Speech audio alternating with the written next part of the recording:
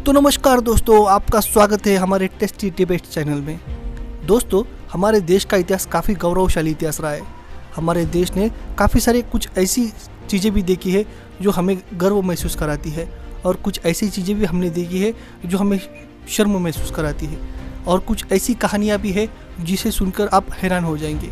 जी हाँ, आज हम ऐसी एक कहानी के बारे में जानने वाले हैं जो कहानी आपने कभी सुनी नहीं होगी। अगर सुनी होंगी तो जो चीज़ें हम बताने वाले हैं वो चीज़ें आपने कभी देखी नहीं होंगी। जी हाँ, आज हम बात करने वाले हैं हीरा मंडी के बारे में। दोस्तों, हीरा मंडी ये जो शब्द है आपने कहीं ना कहीं सुना होगा या कहीं ना कहीं देखा होगा, किताबों के ज़रिए, कहानियों के ज़रिए, या हाल ही में आई एक वेब सीरीज़ के ज़रिए। हीरा मंडी में क्या होता था, हीरा मंडी क्या करती थी, या हीरा मंडी में ऐसी क्या चीज़ें होती थी जो अभी भी लोग उसके बारे में बात कर रहे हैं, इस टॉपिक के बारे में आज हम बात करने वाले हैं। आज हम फैक्ट्स चेक करने वाले हैं कि हीरा मंडी में असलियत में क्या काम होता है, हीरा मंडी की क्या अहमियत थी, और हीरा मंडी शुरू किसने की थी। तो वीडियो में अंत तक ज़रूर बने लिए ताकि आपको पता चले असल फैक्ट्स क्या है। तवायफ, मुजरा, रेड लाइट एरिया, कोठी, ये शब्द आपने कहीं ना कहीं सुने होंगे और इसका अर्थ एक जैसा ही निकलता है, लेकिन ये आज के ज़माने में।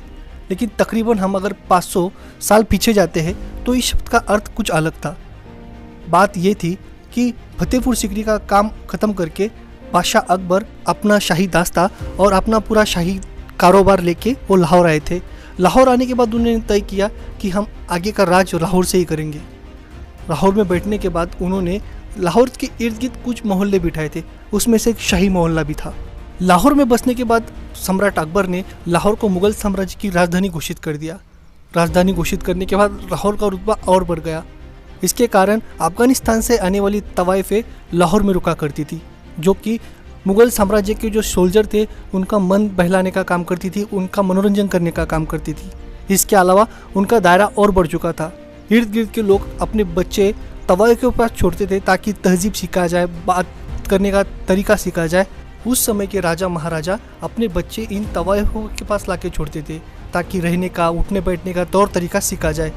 शाही मोहल्ला एक इंस्टीट्यूट की तरह था जहाँ पे शेरो शायरी, नाच गाने या मनोरंजन की चीज़ें सिखाई जाती थी। बादशाह अकबर के बाद काफ़ी सालों तक ये सिलसिला ऐसे ही चलता रहा। उसके बाद जहांगीर इनका शासन आया, तो जहांगीर के शासनकाल में भी यही सिलसिला काफ़ी तौर पे ऐसे ही बरकरार रहा। जहांगीर के बाद समय आता है अहमद शाह अब्दाली का। अहमद शाह अब्दाली ने जब मुग़ल साम्राज्य पे हमला किया था तो दिल्ली से पहले उसने लाहौर को भी निस्त नाबूद कर दिया था, तबाह कर दिया था, और वहीं से वेश्या व्यवसाय का चलन शुरू हुआ था। अहमद शाह अब्दाली आने से पहले तवायफ और वेश्या ये दोनों अलग अलग चीज़ें हुआ करती थी। दोनों में अंतर काफ़ी था। वेश्या उनका अलग काम करती थी और तवायफें उनका अलग काम करती थी। लेकिन जब से अहमद शाह अब्दाली और उसके सोल्जर लाहौर में आके बैठे थे तब से इन दोनों में से अंतर खत्म हो चुका था। दोनों में की जो लकीर थी वो खत्म हो चुकी थी। अहमद शाह अब्दाली जब से आया था तब से वेश्या व्यवसाय में काफ़ी तौर से वृद्धि हुई थी, और उनका सबसे पहला ब्रोतल बना था धोबी मंडी में। उसका कारण ये भी था कि जहाँ पे भी उसके सैनिकों की नज़र पड़ती थी वहाँ से हीरे, जवाहरात, मोती, गहने तो वो लाते थे, लेकिन जहाँ पे उन्होंने हमला किया वहाँ की औरतों को भी उठा के वो लाते थे और यहाँ पे धोबी मंडी में रखते थे।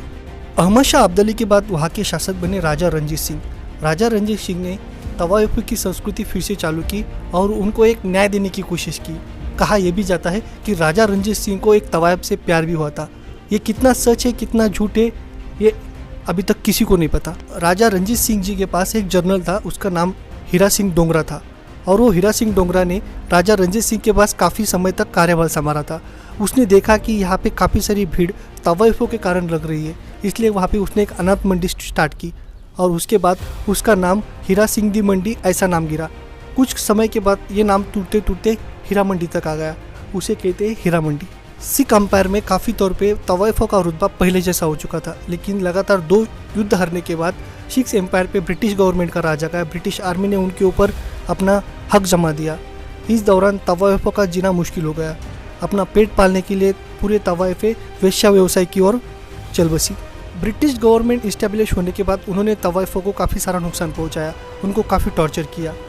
इसको देखते हुए तवाइफें उनसे काफ़ी परेशान थी, लेकिन उनके लिए एक बात एक अच्छी हुई थी, जो कि उस समय 1900 के दशक में प्लेग नाम की बीमारी आई थी।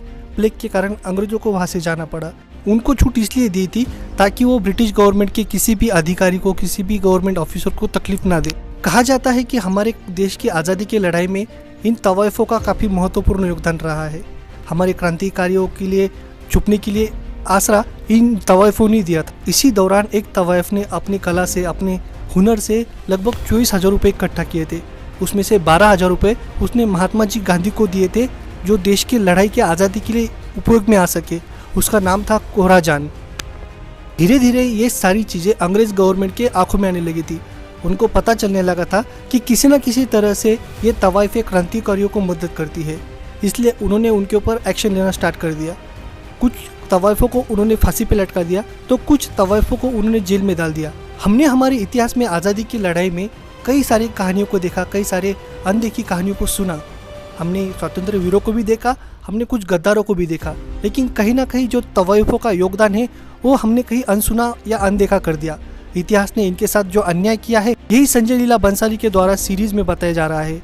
संजय लीला बंसाली ने जो हीरा मंडी सीरीज लाई है, वो सीरीज सत्य घटना पर आधारित है, जिसके द्वारा वो हमें बताना चाहते हैं कि किस तरह तवाइफों ने हमारे देश की आज़ादी के लिए क्या योगदान दिया था, जो आज की स्थिति में, आज के पीरियड में अनदेखा, अनसुना किया जा रहा है। तो ये आज का फैक्ट्स था दोस्तों। आज का फैक्ट्स आपको कैसे लगा हमें कमेंट सेक्शन में ज़रूर बताइएगा। वीडियो अगर पसंद आए तो लाइक कीजिए, शेयर कीजिए और सब्सक्राइब करना मत भूलिए, ताकि इसी तरह की वीडियो आपको मिलते रहे। मिलते हैं अगले वीडियो में। धन्यवाद।